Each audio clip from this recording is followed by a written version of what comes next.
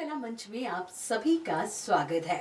और आज इस कार्यक्रम में जिस हस्ती से हम आपको मिलवाने जा रहे हैं, निश्चित ही उनकी आवाज ही उनकी पहचान है। जी हाँ, आज हमारे इस कार्यक्रम कला मंच की शोभा बढ़ा रही है जानी मानी गायिका, क्या कहें उनके बारे में, जानी मानी अनाउंसर, जानी मानी अदाकारा, सर्व गुण संपन्न, जिनका नाम है सुनीता शरण। तो सुनीता जी, सबसे पहले ये निश्चित तौर पे आपकी जो जर्नी है वो 30-35 साल तो आपके करियर को हो चुके हैं और आपने कला को पूरे डिवोशन के साथ, पूरे डेडिकेशन के साथ आपने समय दिया है और आगे बढ़ती जा रही है निरंतर। बहुत सारे उतार चढ़ाव भी रहे हैं आपकी जिंदगी में। हम चाहते हैं कि एक संक्षिप्त परिचय हम आपकी जर्नी का जानना चाहेंगे। जी पूर्वा जी, बताना चाहूँगी कि हम लोग बहुत ही मिडिल क्लास फैमिली जिसको बोलते हैं, मिडिल क्लास फैमिली से हैं। और बहनें जिस घर में हो, लड़कियां, तो बहुत सारा संघर्ष देखा है हमने अपने जीवन में, चाहे वो स्कूल के दिन रहे हों, चाहे वो कॉलेज के दिन रहे हों। और अपने आप को रिप्रेजेंट करना, जब आप बिल्कुल साधारण परिवार से हों, साधारण शक्ल सूरत से हों, तो अपने आप को रिप्रेजेंट करना, अपने आप को आगे लाना एक बहुत बड़ी चुनौती होता है। और उस समय आपका साथ देते हैं आपके गुरु, आपका परिवार और आपकी मित्र मंडली जो आपके साथ है। उनका प्रेरणा, उनका प्रोत्साहन आपके लिए काम करता है। जी बिल्कुल, निश्चित तौर पर बहुत ही उतार चढ़ाव के साथ आज आपने ये मुकाम हासिल किया है। दर्शकों, हम आपको बताना चाहेंगे ये चेहरा कहीं ना कहीं आपको देखा हुआ भी लग रहा है। जी हाँ बिल्कुल, काफी मंचों के साथ ये जो चेहरा है वो बहुत ही फेमस फिल्म जो इस समय जो दादा साहब फाल्के पुरस्कार के लिए नॉमिनेट भी हुई है, जिसका नाम है घोड़ी पे होके सवार। उसमें जो है हमारे जो मेन हीरो है गुड्डू, उनकी माँ का रोल भी आपने ही किया है। और इस मूवी का जो दादा साहब फाल्के के लिए उसके लिए सुनीता जी आपको बहुत बहुत शुभकामनाएं, बहुत बहुत बधाई। और निश्चित तौर पर आपका जो उसमें रोल है वो बहुत जगह सराहा जा रहा है और उसकी काफी तारीफ हो रही है। और मतलब संगीत के साथ साथ जो आपने एक्टिंग की दुनिया में भी धमाल मचा के रखा है, निश्चित तौर पे ये एक छोटा सा रूप है उसका। तो हम उस बारे में भी जानना चाहेंगे आपसे कि कैसे आपका इस फिल्म में आना। बिल्कुल पूर्वा जी, इसके लिए मैं दर्शकों का और हमारे जो गुणीजन हैं, जो सुधी श्रोता कहना चाहिए उनको, और पारखी नज़र का हम कहेंगे कि कमाल है। क्योंकि हमारी जो ये घोड़ी पे होके सवार मूवी के जितने भी हमारे मेंबर थे, वो आप ये कहना चाहिए कि एक परिवार जैसा वातावरण जब आपको कहीं मिलता है तो आपकी जो कला है वो और ज़्यादा निखर के आती है। तो हमारे निर्देशक जी थे आकाश निंदाणी जी, भूपेश वर्मा जी, जयकी भावसार जिसने मेरे बेटे का रोल किया है। तो जब हम एक्टिंग के लिए गए या जब भी मतलब जो भी शूट चल रहा है, उसमें हमको ऐसा मतलब लगा ही नहीं कि हम कुछ अलग से एक ड्रामा है जिसको हम प्रिपेयर कर रहे हैं। वो ऐसा लगा जैसे हमारे घर की कहानी है, परिवार की कहानी है। और जो हमारे साथ जुड़े हुए लोग हैं, इसमें दीपक राय जी ने मेरे हस्बैंड का रोल किया है, वो भी बहुत अच्छे मंजे हुए कलाकार हैं। तो बहुत सहज मतलब कहना चाहिए कि उन्होंने मुझे फील कराया। हर रोल के साथ जो भी लोग मेरे साथ रहे, जैकी बेटे बने थे, उन्होंने मुझे बहुत सहज ऐसा मतलब माहौल दिया कि मुझे लगा वाकई में वो मेरा बेटा है और मैं उसकी माँ हूँ। वाह क्या बात है। तो, सुनीता जी, जैसे आप रीवा शहर से बिलोंग करती हैं, तो वहाँ की भाषा अलग है जी। और ये जो भाषा है वो है बुंदेली। तो इस भाषा में आपका आना और फिर डायलॉग्स बोलना, तो ये कैसा रहा? कुछ असहजता महसूस हुई? नहीं, बिल्कुल नहीं। वैसे आप बिल्कुल सही कह रही हैं कि हम बघेल खंड से हैं और हमारी जो कहना चाहिए कि आसपास की बोली है वो बघेली है। और बघेली की मैं काफी मतलब कहना चाहिए लंबे समय तक आकाशवाणी के चौपाल कार्यक्रम रीवा में गंभीर रही हूँ। वो रची बसी है। लेकिन पता नहीं, कहना चाहिए माँ बाप का आशीर्वाद या जो भी रहा हो, मुझे कोई भी मतलब लैंग्वेज जो चाहे देहाती बोली हो, भाषा हो, कोई ज्यादा दिक्कत नहीं आती। सुनीता जी, हमारे दर्शक भी एक छोटा सा रूप उसका देखना चाहेंगे, तो मैं चाहूंगी कि आपकी फिल्म का एक छोटा सा डायलॉग जो है वो हम भी सुने। बिल्कुल, जैसे मैं अपने पति को मना रही हूँ कि वो बेटे को घोड़ी पर बारात लाने के लिए मतलब जाके सरपंच से अपने और मिन्नतें करें या उनसे रिक्वेस्ट करें कि भाई ले जाना है। तो वो नाराज हो रहे हैं चूंकि कि नहीं नहीं हमें नहीं सुननी तुम्हारी बात। तो मेरे कहा हो गया, अरे अपना एक ही तो बेटा है तो गुड्डू, तो उसके लिए अपन इतना तो अपन कर ही सकत हैं, है ना। तो और सुनो, तुम जाओ ना और अच्छे से उनसे बात करो ना, मान जी हैं वे, तो चलो ना, चलो इस तरह से। क्या बात है बहुत ही बढ़िया, मतलब बिल्कुल नहीं समझ में आ रहा आपकी भाषा से कि बघेलखंड से निकल के और इतनी हुनरमंद कलाकार जो है वो बुंदेलखंड में आके जी। और इसी को यदि हम बघेली में बोलते पूर्वा जी, इसको यदि हम बघेली में बोलते, हम तो उसे कहें ना कि चल के मनई सरपंच जी से बात करे कि लड़का के बारात हमका घोड़ी में ले आवे का है, मानी जाएगी, सुना ना, काहे नहीं सुनते हैं हमारी बात, ये बघेली हो गई। क्या बात है। तो मैं बिल्कुल हमारे डायरेक्टर से भी ये बोलना चाहूंगी कि देखिए अगली फिल्म जो आप है ना बुंदेलखंड की बघेलखंड पे भी लेके आए जी जी। सुनीता जी, ये तो दर्शकों आपने एक टैलेंट देखा, अब जैसा कि हम जानते हैं कि आप बहुत ही उम्दा गायिका है जी। और गायन के क्षेत्र में भी आपको महारत हासिल है, तो हम चाहेंगे कि उसका भी एक प्रारूप छोटा सा हमारे दर्शक देखें। मैंने क्लासिकल सीखा है जी। और शिखर सम्मान से सम्मानित है हमारे ग्वालियर घराने के गुरु श्री पीएल गोहतकर जी।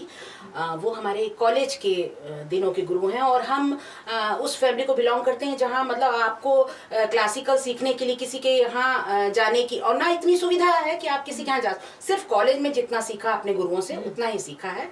तो एक छोटा सा हमारी एक राग है मारू बिहाग, उसका छोटा ख्याल की एक लाइन में सुना देती हूँ आपको। स्वागत।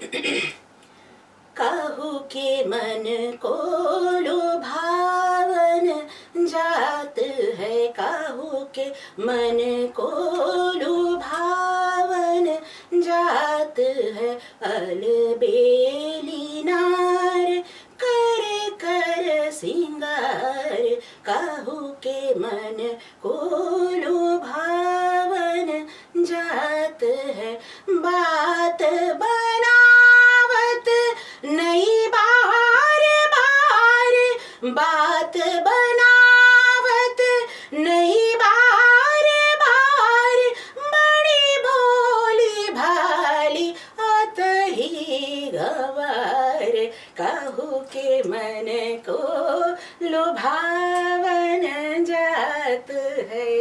अपूर्वा जी, मुझे बहुत खुशी हो रही है क्योंकि ये मौका मुझे बहुत दिनों बाद मिल रहा है कि मैं क्लासिकल में कुछ गुनगुनाऊं। बहुत अद्भुत। लेकिन सुनीता जी, बहुत ही मतलब अगर बोला जाए कि माँ सरस्वती का वास है आपके कंठ में तो बिल्कुल गलत नहीं होगा, बहुत मधुर गाती हैं आप। सुनीता जी, दर्शकों को बताना चाहूंगी मैं कि इसे कहते हैं मल्टी टैलेंटेड स्टार।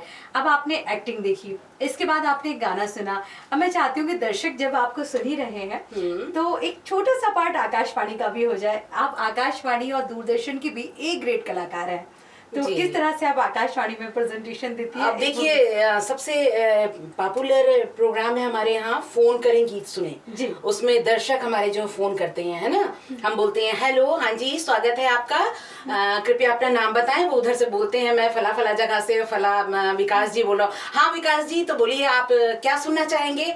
मैडम, पहले आपको बहुत बहुत धन्यवाद और बहुत नमस्कार कि आपने मेरा फोन उठाया। विकास जी, आपका फोन तो मुझे उठाना ही था और मैं चाहूंगी कि आप वो फिल्म बता दें जिसका गीत मैं जल्दी से सर्च करूं और आपको आपका पसंद का गीत सुनाऊं।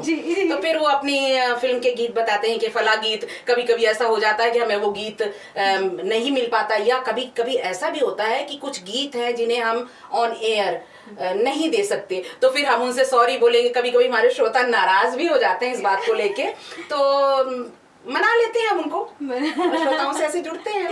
नहीं, सही है। यानी ये जो मधुर आवाज है आपको आकाशवाणी और दूरदर्शन पे भी सुनाई और दिखाई भी देती है। जी, और मैं लोकगीत की भी आर्टिस्ट हूँ, आपको बताना चाहूंगी। बिल्कुल, मैं बघेली लोकगीतों को मतलब ग्रेडेड आर्टिस्ट हूँ और बुंदेली भी गा लेती हूँ, पर बघेली की मैं ग्रेडेड आर्टिस्ट। हम चाहेंगे कि बघेली भी आपकी आवाज में हो जाए।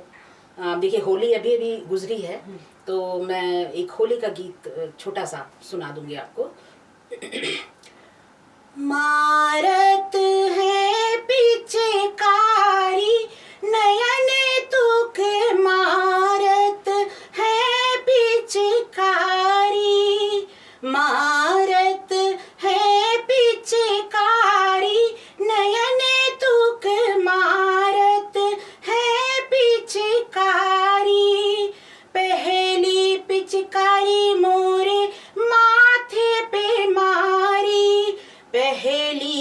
पिचकारी मोरे माथे पे मारी, बिंदी की झरत रवारी, नयन तुक मारत है पिचकारी। वाह क्या बात है, बुंदेलखंडी, बघेलखंडी, हर तरह से हर भाषा में पारंगत है आप। सुनीता जी, जैसा कि हम लोग जानते हैं कि आपके जो हस्बैंड हैं, आपके जो पति हैं, तो वो एक गवर्नमेंट ऑफिसर हैं, तो उनके कारण कई जगह उनके ट्रांसफर और इस तरह से जॉब में होने के साथ साथ होते रहे, लेकिन उसके बाद भी आपने अपनी जो कला को समर्पित जो आपका जीवन है वो आपने जारी रखा।